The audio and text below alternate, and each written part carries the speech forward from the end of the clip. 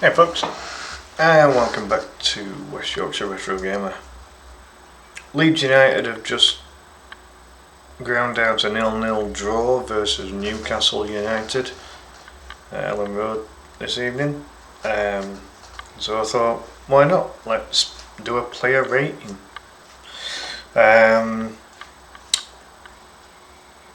So I'll start with the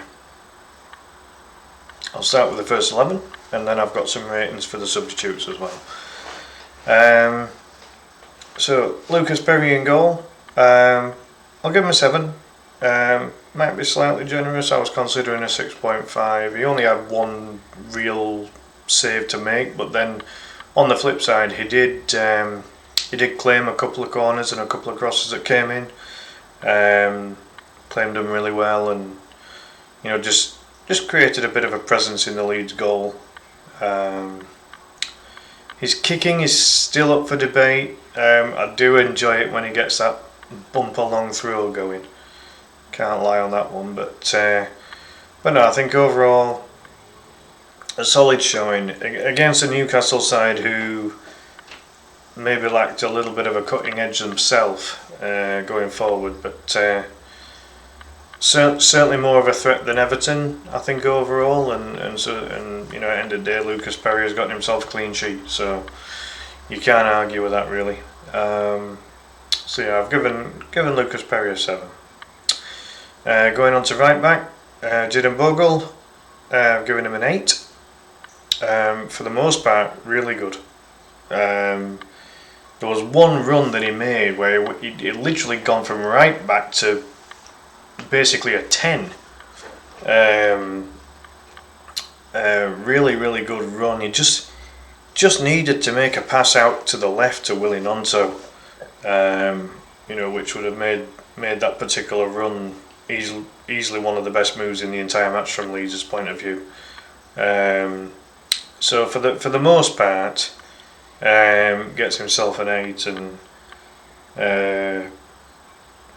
could have been a bit more with a little bit better decision making in the final third, but again stuck to his task quite well at right back.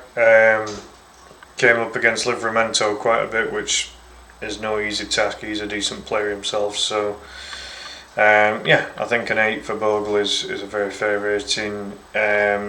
Moving on to the centre backs, starting with the right sided centre back Joe Rodon. Very good game from Joe today. He's got an 8 as well.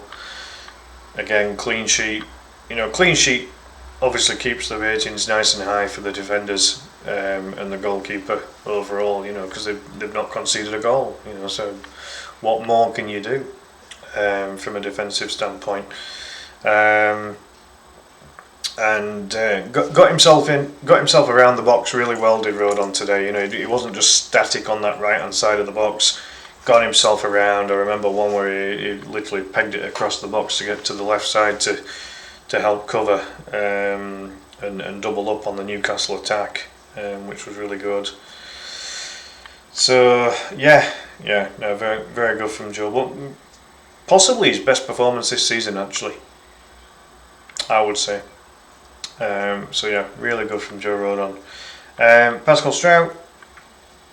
The only reason that Pascal gets a slightly lower rating than Joe is that I was hopeful that with all of the corners and set pieces that we had today, I was hopeful that Strout might have got his head on one of them. I know he's up against a bloody giant in Dan Burn and a capable defender in Fabian Schär as well, but and Sven Botman for that matter. I mean, Botman was very busy until he got off injured, which again is testament to how decent Leeds were today.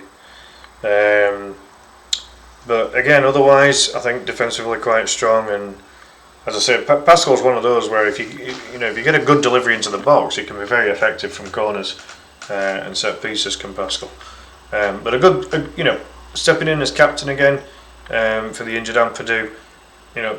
Very good from Pascal. There's a lot of pressure on his shoulders at the moment with Ethan Ampadu out, so good from Pascal today.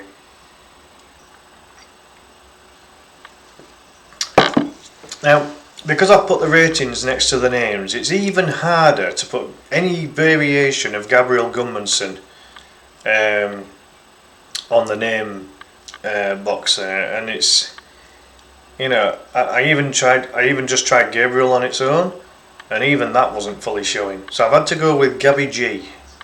Sounds like a bloody rapper, doesn't it? But for me, just about shaded it for man of the match. Just another very solid performance from Gudmundsson. He's defensively sound. He gets up and down the pitch well. He don't get crosses into the box like what Firpo used to. And maybe that's the only major part of his game that maybe needs to improve, certainly under Farke's management.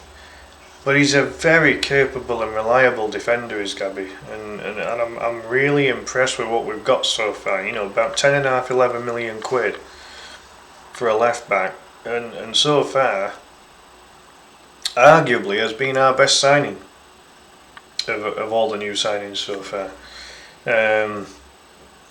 Just a really assured performance again. He's up against some decent players that Newcastle got here, and Gudmundsson was a very major reason as to why Newcastle just didn't really get that much service into the box from their right side. Just a very good performance. So Gudmundsson gets an 8.5 and man of the match for me. There was a couple of these others that have got 8s. They were close to challenging Gudmundsson, but for me, I think Gudmundsson's he's showing very early on that he's a very capable left back. Club's done well getting him. I think he's the ideal replacement for Firpo so far. Long may that continue.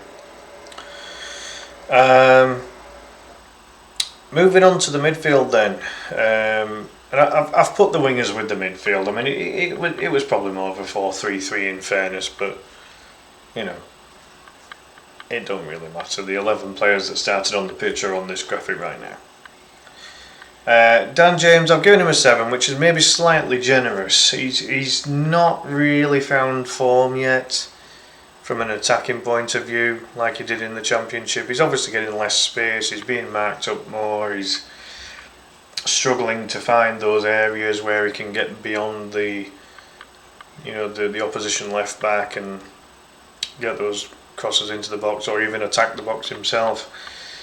But again, he's trying hard defensively, and he did back up Jadon, coming up against Livramento and all this kind of thing. So I think a 7's fair. As I say, a bit like Perry could have possibly been given a 6.5, and no one would have really been able to grumble too much.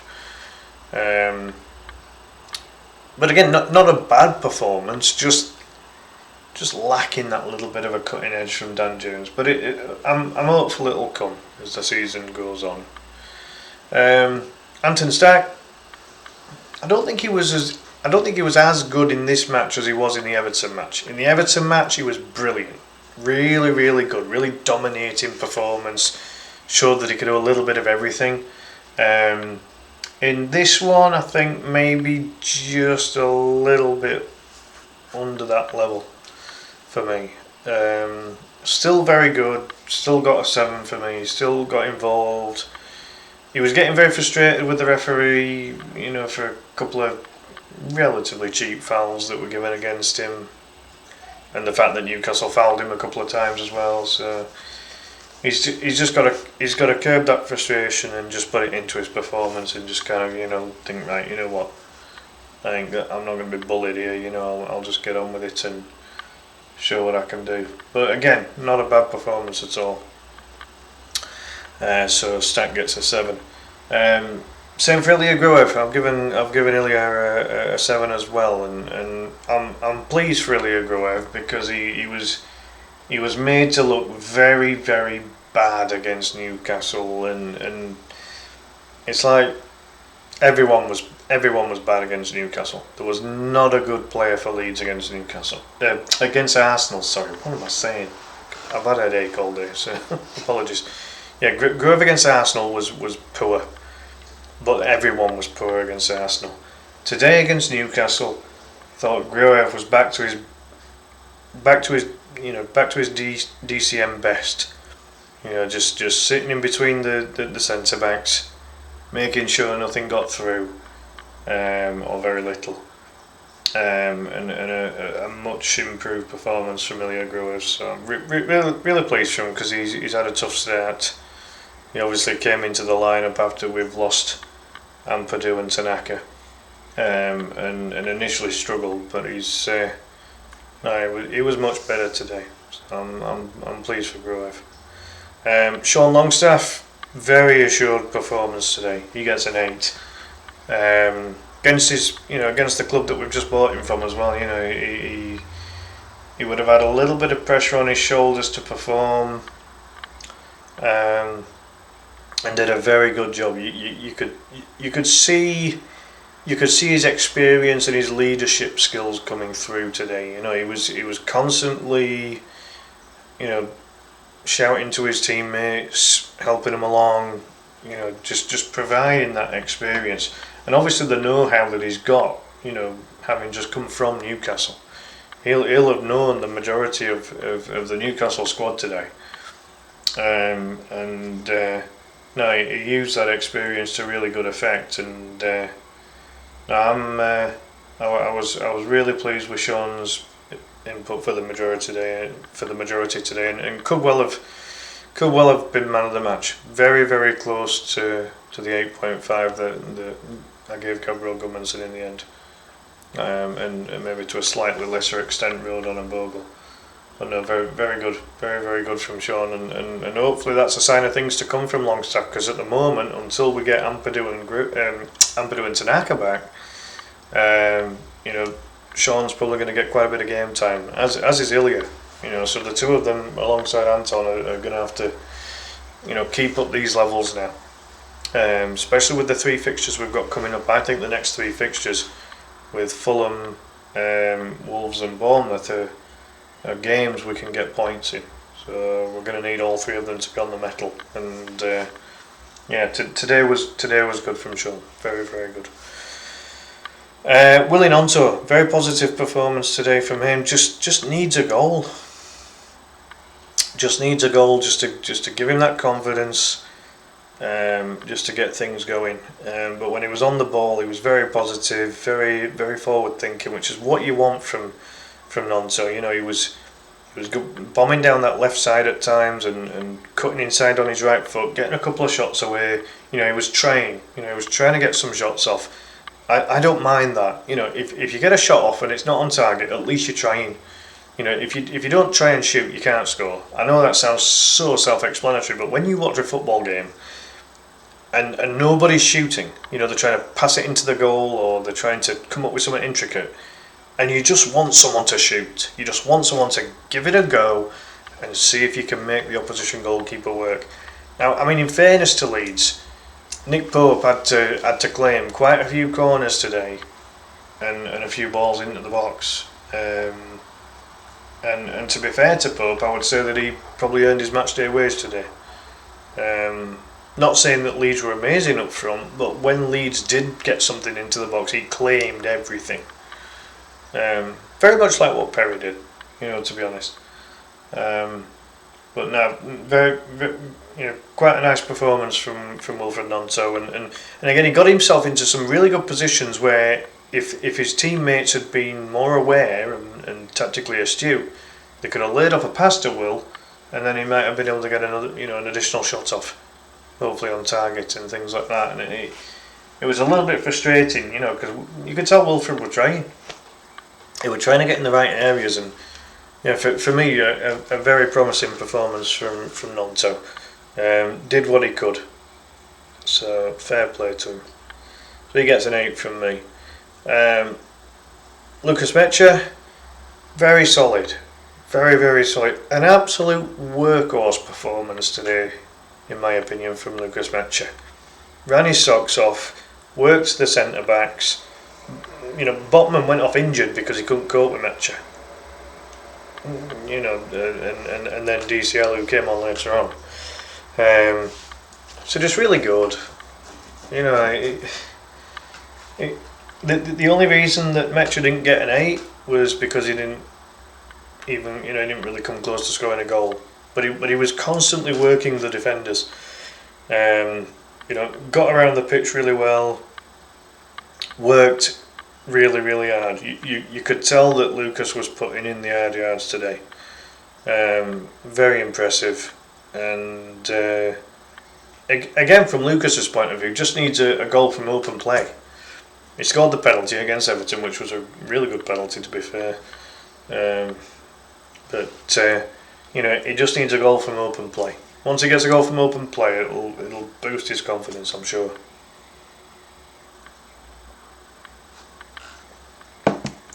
So yeah, really, really good stuff from Leeds today. That starting 11 worked the backsides off and kept a team that finished in the top 6 last season pretty damn quiet. Now you could argue about the whole, they let Wilson go on a free and Isaac's spitting his dummy out and all this kind of thing. But there's still enough quality on that pitch from Newcastle's point of view. And realistically, you only have to go a few days ago that Newcastle very nearly, despite having a red card, very nearly held Liverpool, for Christ's sake. So there's definitely enough quality on that pitch. And these 11, plus the subs that I'm going to get onto in a second, kept them really quiet today. Now obviously Newcastle have signed this Voldemade from Stuttgart for about 69 million quid or whatever it is.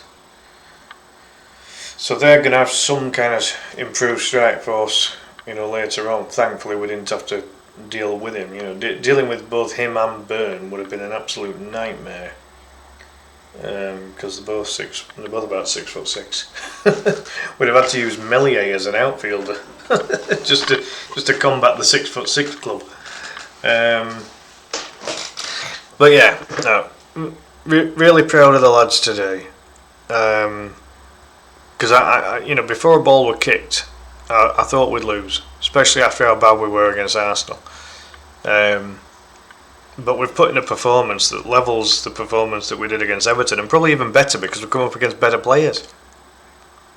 So I can't fault them. That's why I've given all players that started this match at least a 7. I couldn't rate them lower than a 7. They've worked really hard, and most of this lineup, right? Most of that lineup played in the Championship last season. And they've just come up against a team that finished in the top 6 in the Premier League. Yeah, it's good. It is good. And I don't think anyone would be able to argue that. Right, let's see if this works now.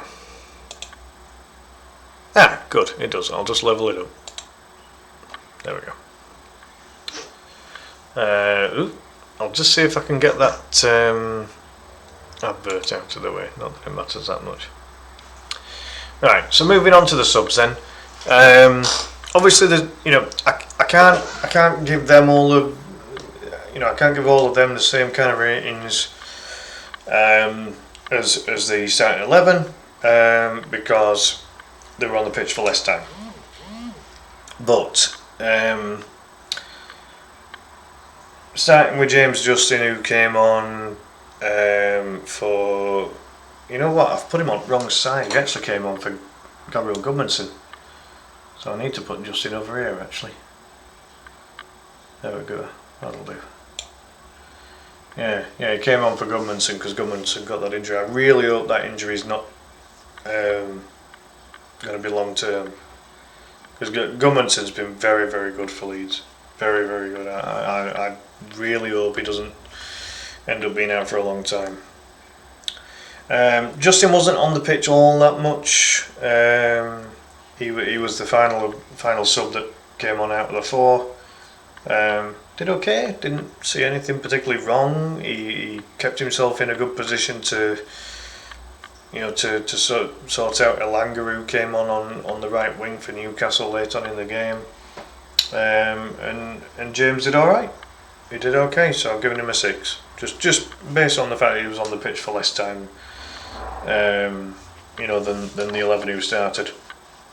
Interesting as well, I'll just point this out. Farke made his subs on 59, 60 minutes, or the first set of subs anyway. That is early. That is really early for Daniel Farke. Last season he hardly ever made a substitution before the 70th minute, whereas this season he's actually, I think he did make some slightly earlier changes in the Everton game as well.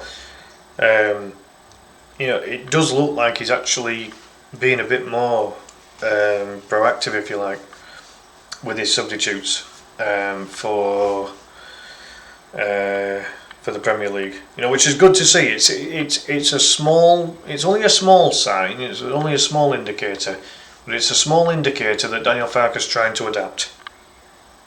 So I have to give Farke some credit for that. So James Justin came on for Gabriel Gudmundsson. And as I say, he didn't stand out for any reason, but he didn't do anything wrong either. So that's why I've given him a flat 6 on that one.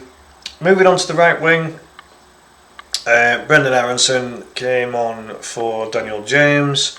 Given Brendan a 6. Certainly between him and Harrison, Brendan didn't seem to be in the game as much. Don't think that was any fault of Brendan as such. Again, what you always get from Brendan Aronson is a good work ethic. Worked hard, did his defensive duty as well as trying to get forward. And so again, giving him a 6 on that one. Jack Harrison, you know what? I can't really fault Jack in terms of when he's on the ball. You can tell that technically he's good, and he's always been good on the ball. It's just his final third and decision making that needs tidying up.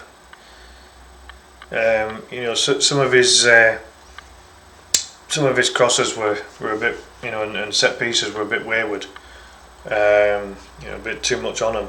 But it's like some of them got in the right areas. There was just a bit too much on it. He was trying to set up for Calvert-Lewin quite a bit, but it just wasn't really. It just needed to be a bit more accurate. But when Jack was on the ball, technically very good. His ball control's very, very good. Like, you can see there is a technical player there in terms of that ball control. He very rarely lost possession, and he was trying to get the ball into the right kind of areas. And again, like Aronson, he was working going forward, and he was tracking back as well.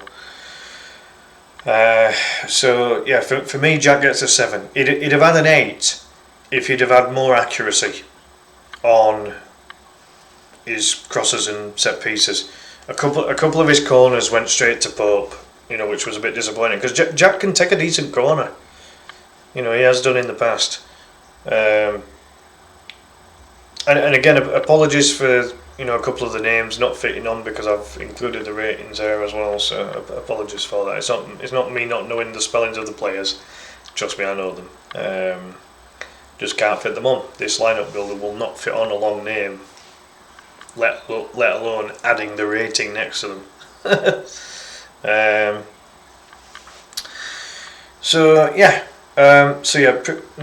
Not bad at all from Jack.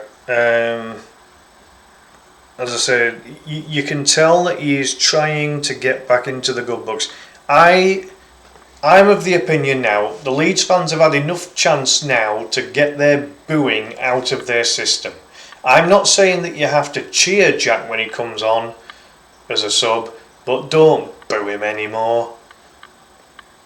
You know, you've had your chance. You've been to Ellen Road a couple of times, you know, in the friendlies and the time that he's come on in the Everton and Newcastle games now.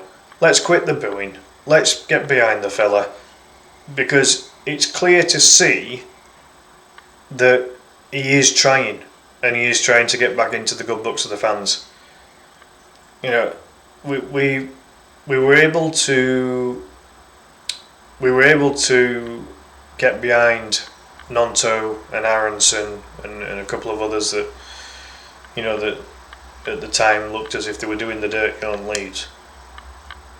And again, Harrison's done the dirty on Leeds in the past, but you can see already a certain amount of effort there, and he added something that we didn't necessarily have in that first half. I mean, I'll be totally honest. I'm going to pull the boat out here.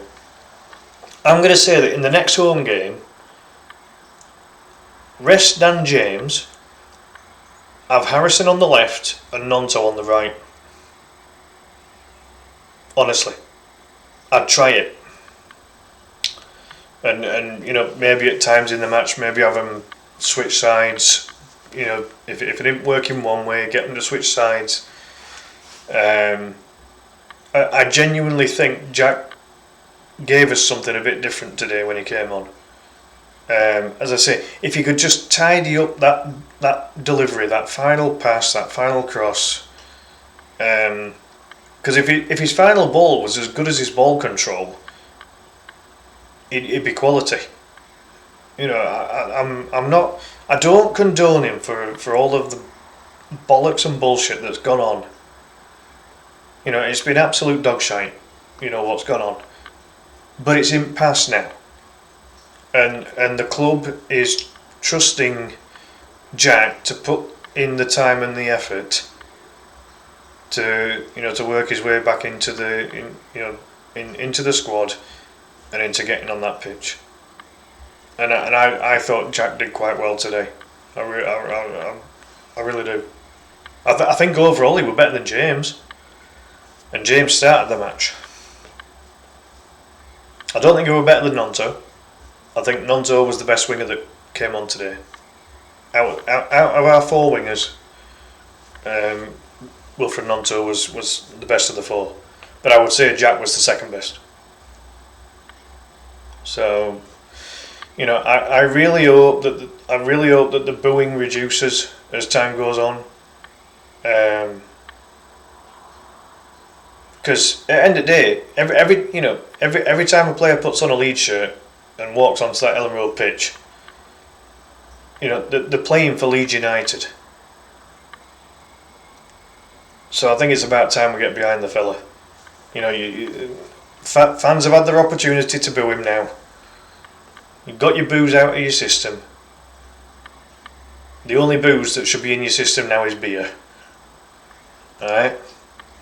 That's my genuine take on the situation.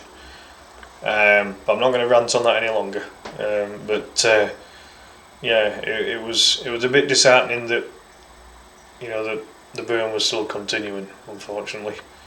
But I do think Jack's slowly, you know, getting back into the good books in terms of, you know, he's just getting on with it, he's training, and he's working out when he comes on the pitch. So that's all you can ask of him. And then finally, DCL, Dominic Calvert-Lewin. You can see some promise early on, you know. I'm pleasantly, reasonably impressed with what he's done so far. You know, he's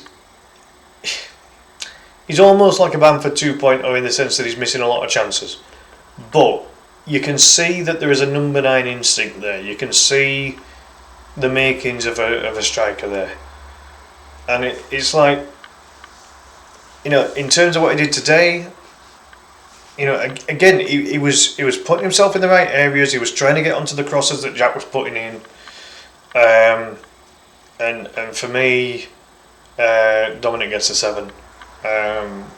For those reasons, you could see that he was trying to make a presence of himself on the pitch. Had a couple of attempts on goal, and again, if we can get Calvert-Lewin fit, like fully match fit, I could see some promise there. I really could. On a free transfer, like him and Metcher, right? I'll put this out now. Lucas Metcher and Dominic Calvert-Lewin, we've got them both on free transfers. If we could get, if there was a way that we could get a system, a formation or a system that would incorporate both of those boys, I'd be really interested to see how that would pan out. Because they both seem to bring a different quality on the pitch. The different types of strikers, and it'd just be really interesting to see if there was any kind of way, any kind of formation or system or positioning where we could potentially start both Metcher and DCL. It'd be really interesting to see. I don't think it'll happen. I think the only way that you could do it is put Metro on wing, but then you lose his striking capability. Again, it's difficult because again, like Metro's he's not really shown that he can be like an out and out number 9 as such. He's playing in that position, to be a nuisance to centre backs and things like that. But in terms of shots on goal, he hasn't had many yet. Then again, the entire squad hasn't had many shots on goal yet. That will change as the season goes on. I'm fairly certain of that. But yeah, Dominic today, as I say, he was getting himself in good positions. He was trying to get onto the crosses that were coming in from Jack Harrison. Again, if Jack just tidies that ball up a little bit, if he could just tidy up some of them crosses. Just getting you're only adjusting the height just a little bit, or if you have to go higher, get more dip on it, so that it's of a level then that Dominic can get onto it and get some shots off. But yeah, you can definitely see what Dominic Calvert-Lewin's trying to do when he comes onto the pitch. He's getting him right. He's getting him right positions. Just needs a goal, like a bit like Lucas Metcher. Just needs a goal from open play, just to get his confidence up. And I'm sure there's from what I've seen so far in the early stages, I'm fairly certain that there's a player in Calvert-Lewin there, and also in Metcher. I think the two of them, if the two of them could get 10 each this season, I don't think that'd be a bad return. I still think we need a clinical striker, or at the very least a creative playmaker. So someone like a Pablo Hernandez. In terms of that creativity that they bring. In and around that forward area. But yeah, from an overall perspective, I think Farke got a lot of things right today. I like the fact that he brought the subs on a bit earlier just to try and freshen things up and try and make a change. Try and change the fortunes of what was going on the pitch. By making the substitutions. In terms of lineup, his hands are tied midfield wise. Because obviously we don't have Ampadu or Tanaka, so he had to play those 3 centre midfielders. But it worked today. It absolutely worked today. They were up against players like Tonali and Guimaraes. You know what I mean? These boys are no mugs. These are internationally capped players. These are bloody good players. So I really think they've done very well today, Leeds. I really do.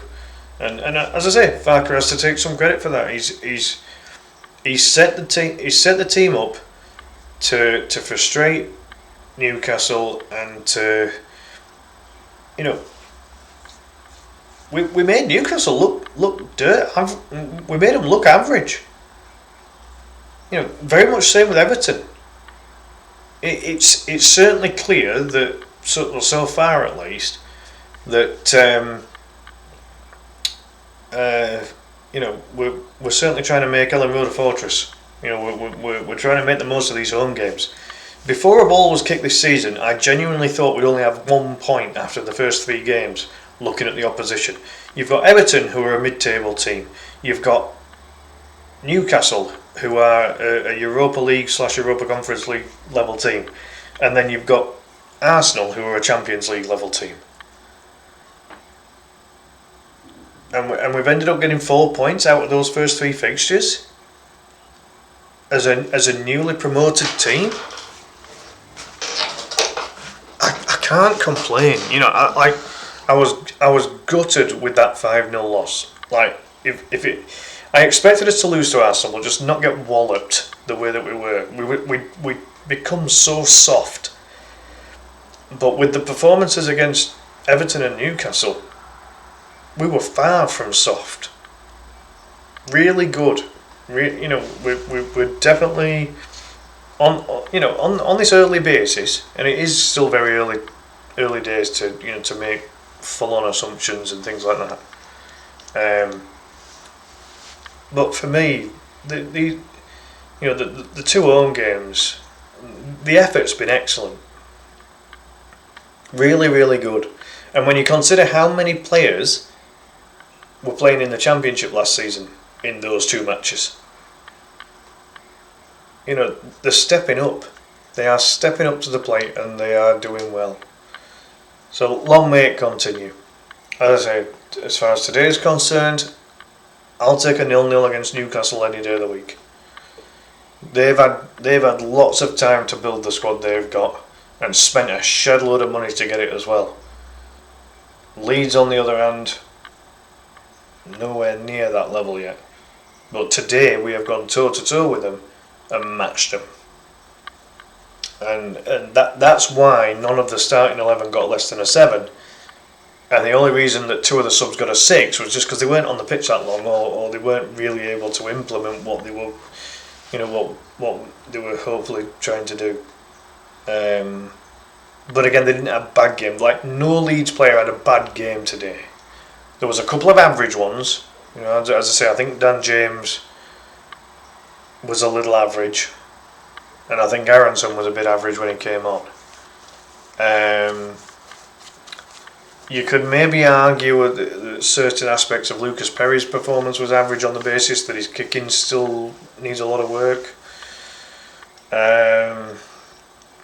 But again, Perry did everything he needed to do. You know, the one shot that was on target, he saved it. You know, what more can you ask of him? You know, as I say, you know, very much like Pope, he was claiming crosses and corners and things like that. So you can't ask much more. So overall, very, very pleased with today. You know, I thought, especially after the Arsenal game, I really thought Newcastle were going to beat us today. Didn't think it was going to be like a 5-0 or even a, you know, it was never going to be a 5 or a 4-0 or anything like that. And the fact that we haven't lost at all, bang on, very much so. Very, very happy with today. So, yeah, I'll leave it at that, folks. Put your player ratings in the comments below. I'd be really interested to see how you rated the players today. Let me know what you thought of Farker as well in terms of his tactics and team selection and things like that. I think he got most of it right today. I really do. I don't think there was much of anything different that he could have done. You know, to change the result from a draw to a win. I really don't think there was much else he could have done today. You know, he had one more available substitution to make, I think, if memory serves me right, and I don't think it was needed. you know, the 4 players who came on did a good job, and you know, backed up the 11 that started. You know, so no, really good stuff. So with that being said, folks, do please give the video a like. Do please subscribe to the channel if you haven't already. Plenty more football and video game content coming your way very, very soon. But in the meantime, enjoy the rest of the day. I'll see you next time. Bye for now.